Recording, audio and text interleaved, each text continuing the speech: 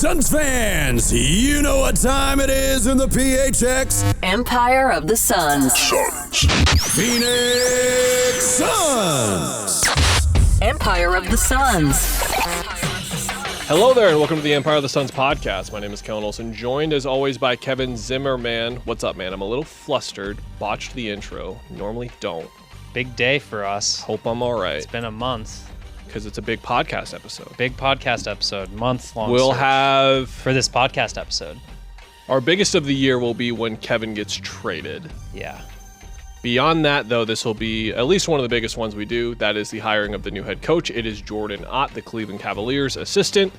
Has Michigan State ties. We will get to a whole lot of that. The coaching search, the candidates that they had, the candidates that they interviewed, Devin Booker's involvement in all of it, and so much more. But we have got to start with this letter. The letter. And this is still very much happening in the flow of real time. It's been out there for an hour and a half. So we'll see the lengths to which this extends. But you and I have been in the news business quite a while. And already Sam Vecini is like screenshotting it and being like, oh, this seems pretty bad, guys. Suns fans will really enjoy this. And there will be, I'm sure, many more national NBA writers reacting to that over the course of the next couple of days, even during the finals. Like, this is not something that just kind of slides by, even with the time that is happening right now. So the letter, what are we referring to? Well, I was sent via a team source a letter that Mat Ishbia sent to the basketball operations staff. Okay. And the general tone of this letter, which... we will get to Jordan Ott. We will cover a lot more of that. Brian Gregory, concern level, qualifications for Jordan Ott, the other candidates, all that kind of stuff. Again, we will get to it here in a bit, but I feel like it's smart for us to preface with this letter, not only because I think it's the bigger news, honestly, but also it just provides more background to what we're talking about. It's why I included it in my column on all of this. And the letter to basketball operations staff, it essentially takes the tone of... we are going to have a very strong level of accountability right now, and just a complete, I want to say attempt, because it's not, you can't read this type of thing and just assume this is how it's going to be, but the plan is for them, the attempt is going to be, this era is a new era of Suns basketball. And that is what Ishbia gets into in the letter. He refers to Brian Gregory and the qualifications that he has, reasons for staff to be excited about his involvement, Jordan Ott as well on that regard. And then it gets into, in my opinion, the juiciest, most relevant, however you want to phrase it, part of the letter, which is where, and I can read directly the quotes here that I have in our story at ArizonaSports.com. You can head there if you want to read it for yourself, but you'll hear it from my voice right now. Quote, let me start with the most important point. The Phoenix Suns will do things very differently than most other NBA franchises, unquote. That was, again, prefacing with like accountability, all the things that are going to change. Quote, I will be extremely active in the decisions and management of this organization on and off the floor. While I won't be reviewing film, designing offenses, or running the draft room, I will be deeply involved in ensuring that basketball operations, like every other area of our organization, is performing at the highest level.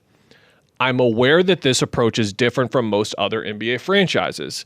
I'm not the conventional NBA owner, and I do not want to be. I've tried running the typical owner playbook, hiring the experts, signing the checks, and getting out of the way, and none of us were happy with the outcome. Making the playoffs 2 out of 3 years and only winning one playoff series is not good enough for this franchise and this community. There is more in there about the success that they have had on the business side with everything they were able to accomplish with the model in order to see the team play, everything on the Mercury side with the facility, and there's just like a lot that he has done very well on that side. And what you can infer from reading this letter, and even like our little tidbits here, is that, and this is where I have to like phrase correctly, because I know that a lot of Suns fans are reading this and are just calling cap immediately. Because, and by cap, I mean for the olds listening, that they do not believe him. That they believe that he has already been involved and been involved to a higher degree than most owners.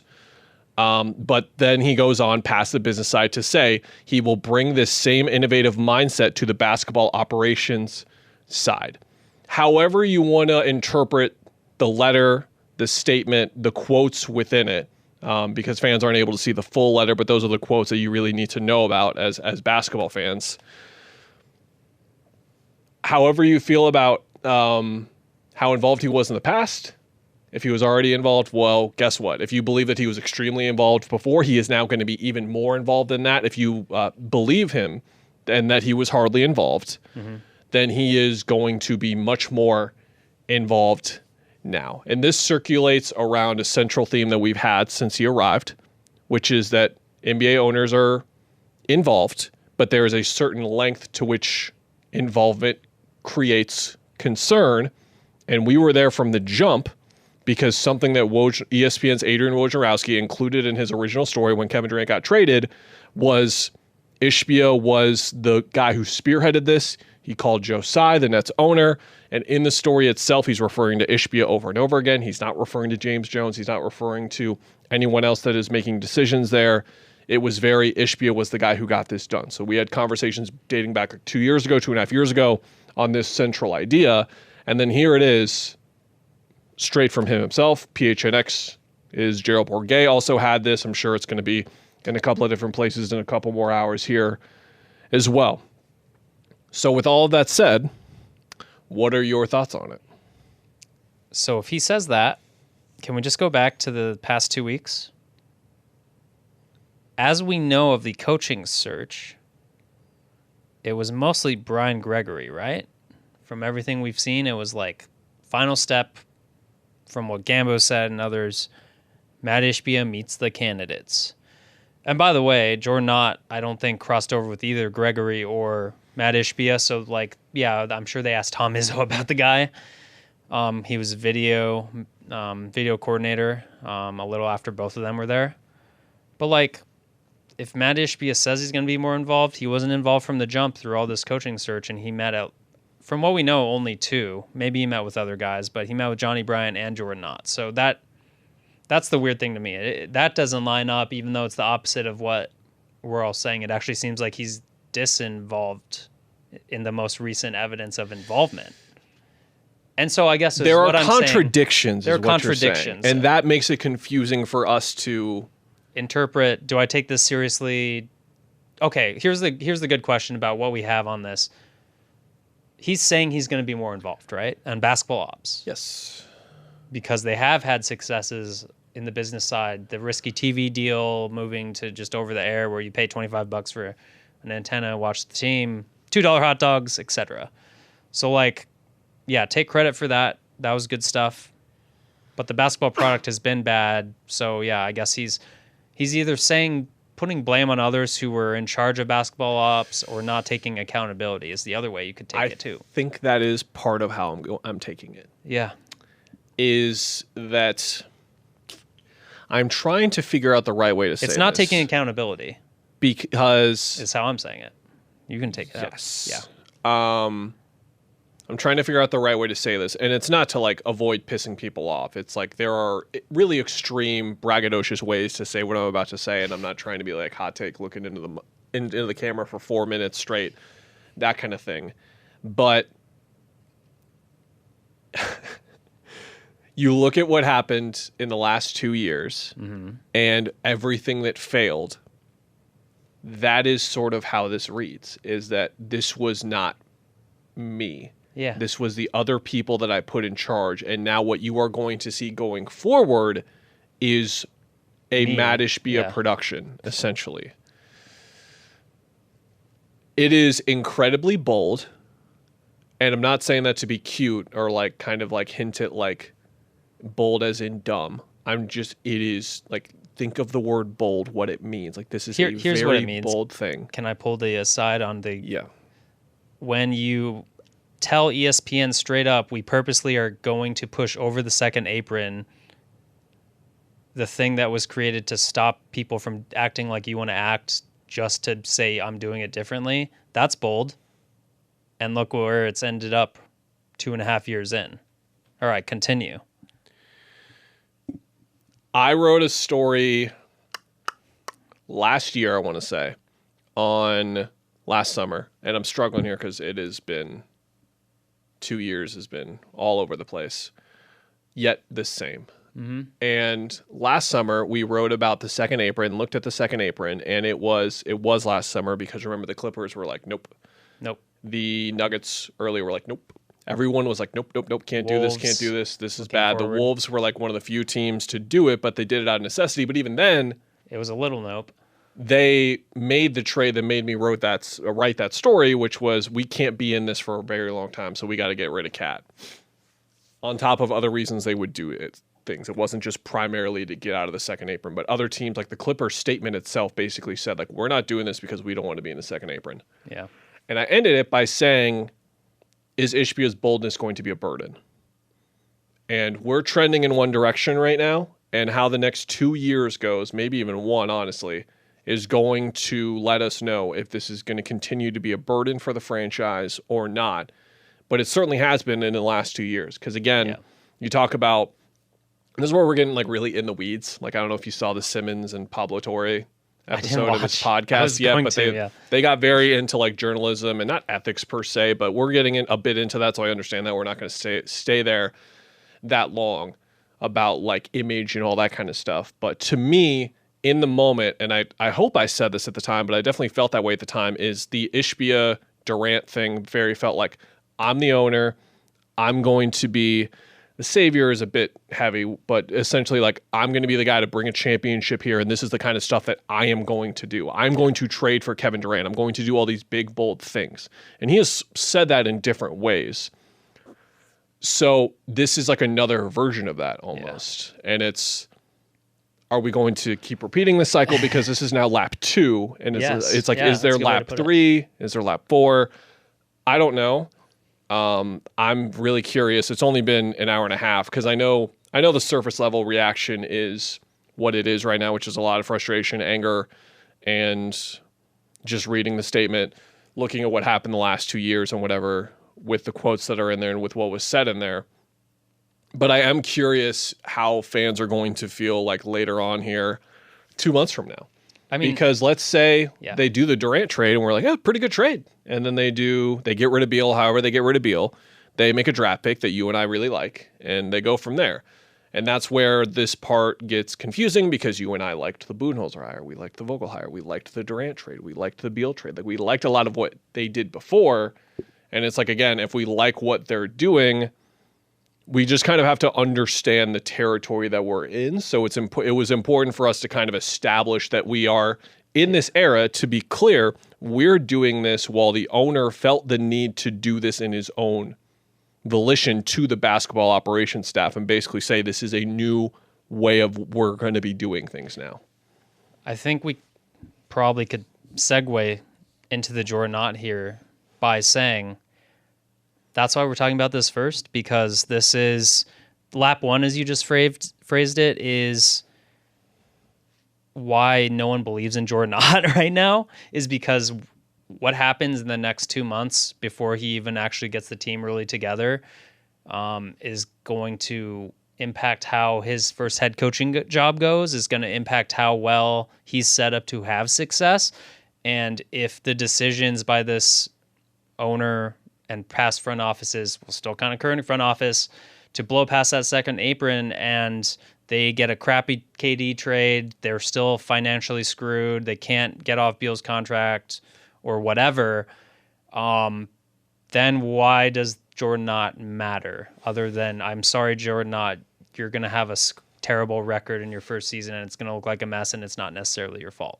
So that's why I think we lead with this. That's why I think people have this visceral reaction to, Michigan State, I knew it was going to happen. I knew this 2 months ago. And that's why I feel bad for Jordan Ott, honestly, because he's going to have to answer all this stuff at his presser. And it doesn't have to do with Michigan State. It has to do with the shared location that they're all from. They could be from Jupiter. And it'd be like, man, another guy. These Jupiter guys just keep popping up here. They're going to trade like an assistant coach from Saturn kind of, spice things up a little bit. I'm waiting, by the way. I found that Jim Boylan thing. Like, I'm waiting for Jim Yeah. Boylan on the Suns, like, coaching Are staff. there Like, two that's- Jim Boylans? I think there are two NBA head coach Jim Boylans, if I'm not making that up. And I always think get them that confused. is the same Jim Boylan, but I'm going to double check. I think you're right, but the Am I Jim making Boylan that that I am talking about is the Jim Boylan that you are thinking about, the one Yeah, that I was don't like a know. disaster with the Bulls. Yeah, that is the guy. He's currently an assistant with the Pacers right now, by the way, so shout out to him. Wasn't he with the... I don't know. All right. They're having a really That's good year. Oh, there's one with an E and one with an A. That's not helpful. Here we go. Jim Boylan from Grand Rapids, all that kind of stuff. Okay, so I dug way more into Bryant and Ott yesterday, knowing they were the two finalists and knowing the decision was coming up, to like educate myself even further on the two of them, what was said about them, trying to get as much information on both of them as possible, knowing I'm going to write a story about like one of them, going super in depth as much as I can with all the information you can get on assistants. I came away far more impressed with Bryant. There was far more positivity about Bryant, and there was positivity in quite a bit about Ott. But I think the best way I can characterize it is Bryant has like a very obvious, clear rise that he went through. Goes to Utah, gets into player development through this like random thing where he was just working out guys on the side. 2012, and then he works his way up to an assistant coach. He goes to the Knicks, becomes the associate head coach in 2020, and then goes to Cleveland and takes on the same position 4 years later. A very clear like ascent where he was like player development guy and then started learning more stuff under Snyder, took all the stuff that he learned and was the number 2 to Thibodeau, and then he was the number 2 to Atkinson as well. I found a video where Atkinson literally said Bryant was his right-hand man. Man in the last year. That is not necessarily the trajectory that Ott has. Again, we've said this a lot. He's qualified for the job. It makes sense that they would hire someone with his resume.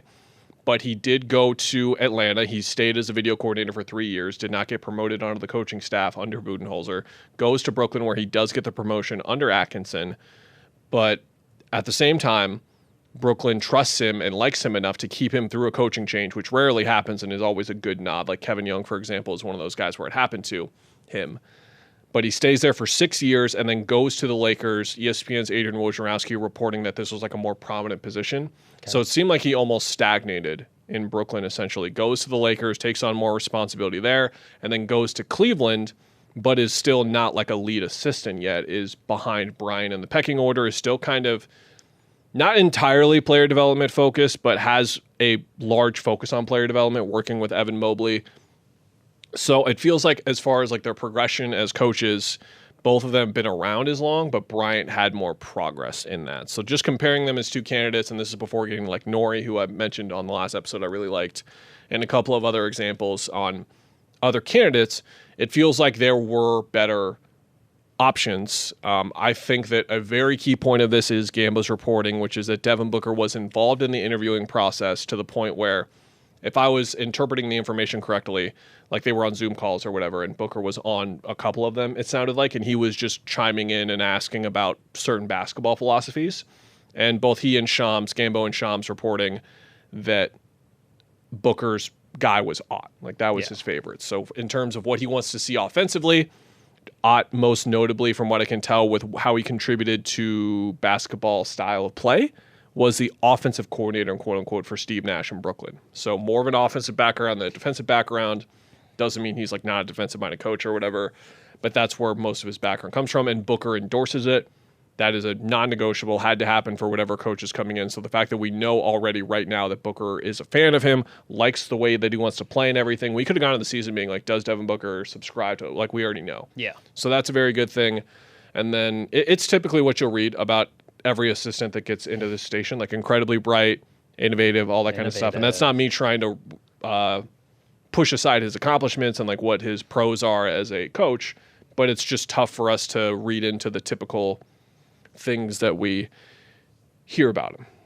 Yeah, and Gambo said Suns kind of went through Nash, and Nash had good things to say. So obviously, from just that standpoint, that's a good move. And I believe you wrote that the Hornets had him in for interviews for head coach. So qualifications wise, like there should be no complaints. Like this isn't your top, best head coach candidate who hasn't been on the market, but he's up there.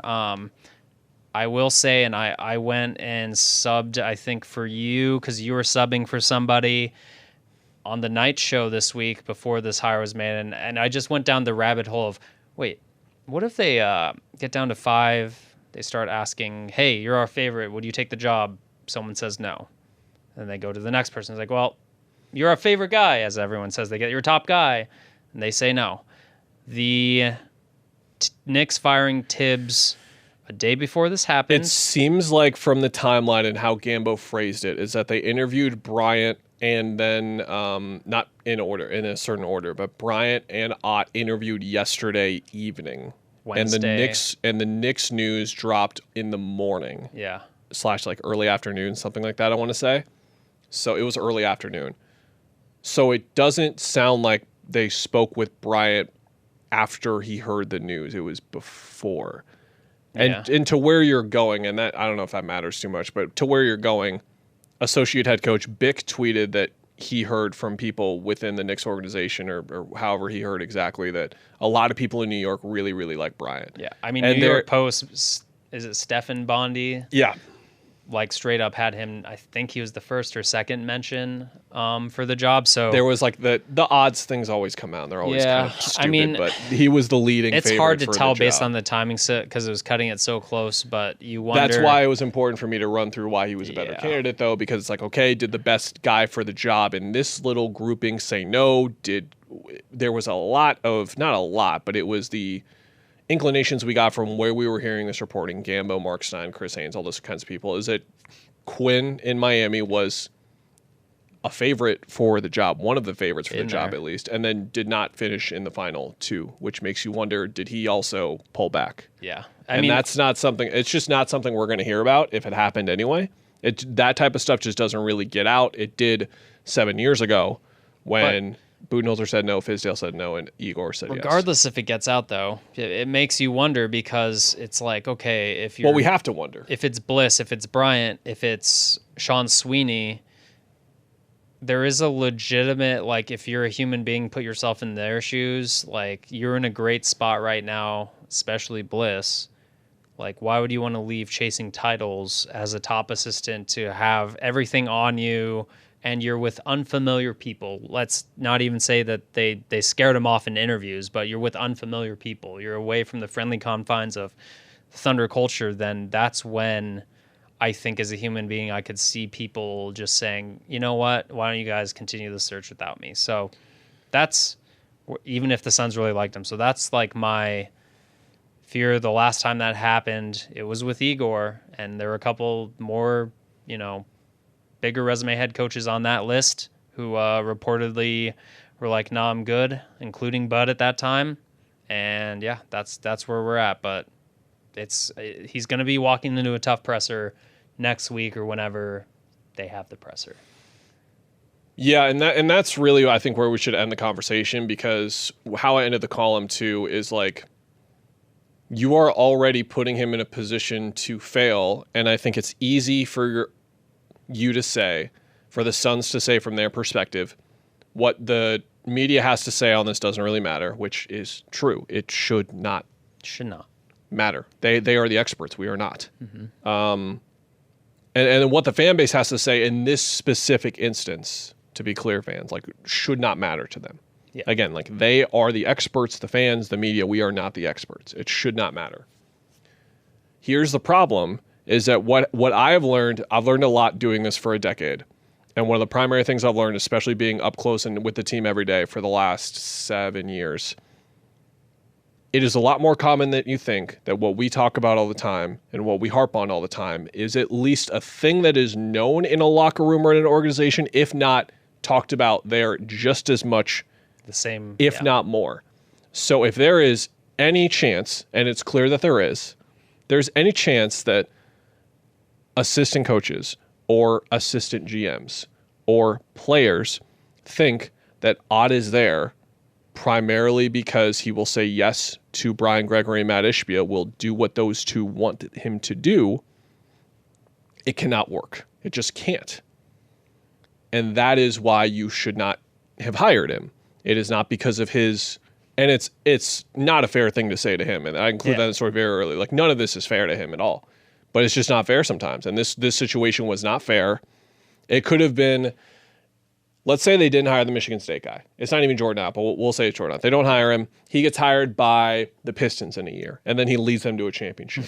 It's like, yeah, but like it just wouldn't have worked here. Yeah. That's not the point, is that it just wouldn't have worked here. I'm ready to be wrong on this, extremely ready to be wrong on this. But I just don't think you could have hired him based on this whole thing. And again, the Suns went through the whole process. I'm sure they believe that he was the best guy for the job, if that's indeed how it went. We talked about our hesitations with that earlier. But if that's indeed how it went, great. You still can't get past this. You just can't tell me there is a non-zero chance that your star player, one of your players, any of your players, an assistant coach, someone in the basketball ops side will see this and see the link in.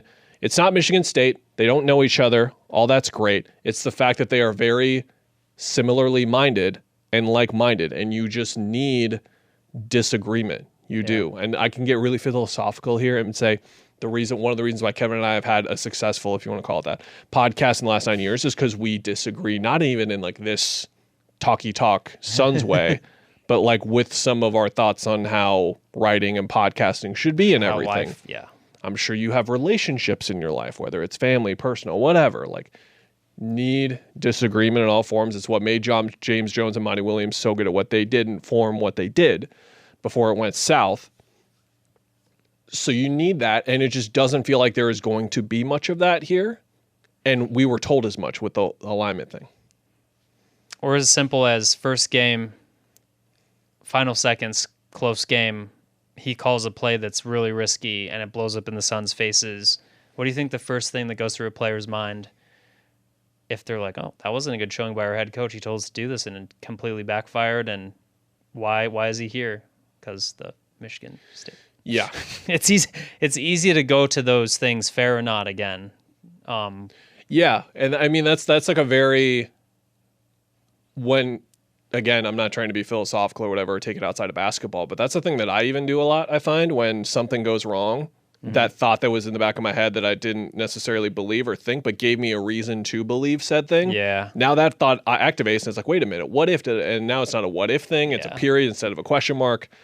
It's a slippery slope. So I support the hire on like that basis of just like hiring him for who he is. I don't think he was the best candidate. Hey, they went through a search this time, unlike that one time when they said we didn't even go through a search. Yeah, and that was part of like going back to the letter thing. Like, look at how this hiring happened. It was very corporate from the people from the people in the real world doing the real jobs, not like us schmucks. Like the amount of interviews that you have to go through for some of these positions you get in places like where he works, where he runs. This was very similar. It was not like most head coaching searches. It felt corporate to me.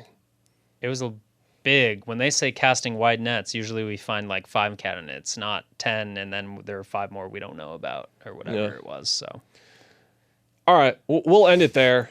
I am happy with how the podcast went because my gas tank on talking about non-basketball things that aren't actually related to basketball and yet relate to basketball is so low that I don't know if I had another one of these in me before the actual end of the real season, which is like mid to late July or whatever. We got through it. We're hoping that was it. I don't think we'll be back to talk about Ott's intro presser. Maybe if it's notable enough for good or bad reasons, we'll be back, but the main thing to understand is our draft coverage is really going to ramp up, and obviously your draft coverage. I haven't watched any. Okay, thank you. You'll get in there on Hanson. I might. You'll get in there on. Who have I watched? I watched Yaxel, and he's not in it. He's not in it. He's not in it. So I wasted. You've seen Danny Wolf. You've seen Baby Jokic. He's fine. He is fine. One of the few guys we know who. Michigan guy worked out for I know not Michigan State, but. Yeah. And I'll say this for like the people who are listening at this point. We pre-COVID had a thing where we would go to draft workouts all the time. Longtime Suns fans will remember this. Like you see pictures of like Zaire Dude, I went Smith to Steven Adams'. That was like the best press conference workout with the Suns. Oh, and you were like, draft this guy just because he rules? Yeah. Yeah, I think would have been a good idea. I think Espo or somebody asked him about Reese's or something like that, and he was just like, "I have no idea what you're talking about." And I don't remember the contact. I might be making that up, but there was something silly. Like International listeners, let us know if they have peanut butter cups over there, or if it was just like the brand in general, or is it peanut butter cups themselves? Because if they don't have peanut butter cups over there, like that's surely by now they do, but back then that would have been. I don't. Why wanna would live you somewhere know where by peanut butter now cups in don't Australia exist. they have? I've been. Anyway, draft workouts are a thing. We used to sorry, like Steve. cover like 50, 60, 70 guys in a couple of weeks. It was exhausting, but it was really fun. I've been persistent in asking over the last couple of months if we can get back to that.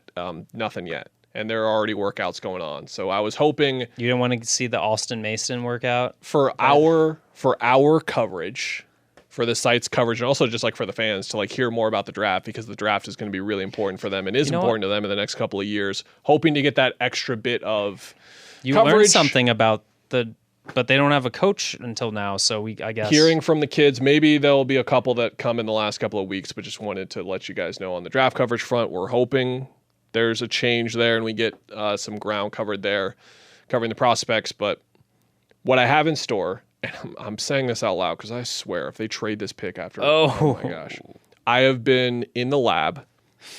Do you remember when they got done with the finals and then I messaged you and I was like, all right, I'll get some draft coverage in, and you said you do not have to do that and probably just shouldn't do that because of like how long that year was. Was that? And that then I Stinks? proceeded to cover like 15, 20, 25 names or whatever who I didn't know existed before then. Got known, got everything, and that was like the Austin Reeves draft. There were like a couple of other names What in did there. the Suns do that draft? Why is my brain so broken? They traded it for Landry Shamet the day yeah. before. I'll never forget walking through Quick That's- Trip, grabbing caffeine because I was tired. I was working very hard. Don't feel bad for the sports writer guy. I have a tremendous job. Not trying to take on pity, get some pity there. But I just remember being like, oh my gosh, are you serious? So I'm saying this Landry because Shamet. when they like trade 29 to get 14 or 10 or whatever in the Kevin Durant trade, I'm going to be a very sad boy. But I'll be starting up that series, and I actually think people who have been listening long enough, like you and I, have been talking draft for a really long time. It's a really fun group to talk about. I thought last year's was kind of like uninspiring. Not to say that it's good or bad, but I think it's really fun to talk about. There's a lot of different names. There's a lot of different types of players that they could go through, both like young, old. This is the skill last sets. COVID year, right? Because Sean Miller was complaining about they don't have COVID transfers now. I think so. I think this is it. Yeah, in terms of like the 5-year players and stuff like that. Like Ryan Kalkbrenner out of Creighton is one of those. There's like the 6-year players, which I think is like where Janai Broom fits in. But yeah, we'll have a bunch of different names, and that'll start coming out at some point next week. Because again, I'm anxious and nervous that they're going to trade it in the KD trade, and then all these words that I've written and all these guys I've studied, like They might still have a pick. Adu somewhere else. Thero, who Yeah. I know how to say his name now. He rocks. He's super fun Okay. to watch. Sion James, Cam Oh, Jones out of Marquette. Yeah. See, a lot of I fun know him, names. yeah. So I hope we get into the business of talking about them. That'll be sometime in the next week or two, I imagine. We'll get together and talk about the first like cluster of 10 to 15 names in the. I didn't say it, but like we're going to talk about 29 different guys. 29. So How many words is it right now? get ready, brother. It's worth it for like the. I can look. I don't know. Didn't you exactly. say a number? Didn't you give me a number? Did you say 7,000? I think I said a number without actually looking at how many Okay. I had so far. If you say 7,000, it could be bigger. Is that what you're saying? But I mean, the fun part is when we're like 27 names in or whatever, and then we just talk about Herb Jones for 45 seconds, and we both like Herb Jones, and we go back and be like, oh yeah, we Good like Herb job, Jones. us. Yeah. And then you can go back to when we loved Frank Ntilikina and be like, oh, they loved Killian Hayes. All right, so I'm at We 20. were high in the Josh Jackson. I've We've got been wrong 20 too of the before. 29 names done, and I am at 7,300 words. Okay, so you might top 7, 8, 10. I think we'll get to 10. No. I think that's fair. Okay. Drake Powell, the next OG Anunoby. Have you heard? Okay, you'll hear about him, and so we're all. I need to. So will I'll you catch guys, up in some the fashion. listener. So basically, the plan is Yeah. to put a bow on it. Can you tell that it's been a little bit of a day so far? We're going to talk draft between now and the next. The draft is 3 weeks from today. So we will be talking a lot of draft, and then somewhere in there is going to be Kevin Durant stuff. Like the Rockets thing came out Surprise. 2 days ago. Surprise. Guess what? Number 10. They want that pick. And it's all this. There's going to be several different iterations of that type of information coming out. Maybe we do a one pre KD trade if stuff starts leaking and it gets talky. And it's like they will trade him by then. Yeah, if there's news before the trade to talk about on the KD front, we will. Let's not promise anything and set the bar super low. Yeah, and then we'll exceed it. We promise. Yeah. That's I think the people at this point, and tweet me this, and Kevin, if this is true, but at this point are like, we know, guys, we know you're going to give us this stuff, but it's more of you and I talking out loud about it on the podcast to make ourselves feel better with our erratic nature of podcasting, because we do weekly for the most part. Yeah. But we're just kind of in and out, where our cohorts at PHNX are just like, 5 times a week, baby. They're in and out of there. Tweet us if you get to the end, which might be now, and we'll shout you out next time or something. Tweet me your favorite, like, how do you feel about peanut butter cups in general? Yeah. Like, okay. I think are they in Australia and New Zealand? But that's like, those people really need to step up. Like the 6 people who are still listening, who are from there and can confirm. In we are the just early reducing 2010s, anyone listening. Early 2010s. When was Steven Adams in the draft? 11, 12? It was probably 11, dog. I want to say like 11 or 12. I was back here early 11 2010s, and were 12. peanut butter cups a real thing over there?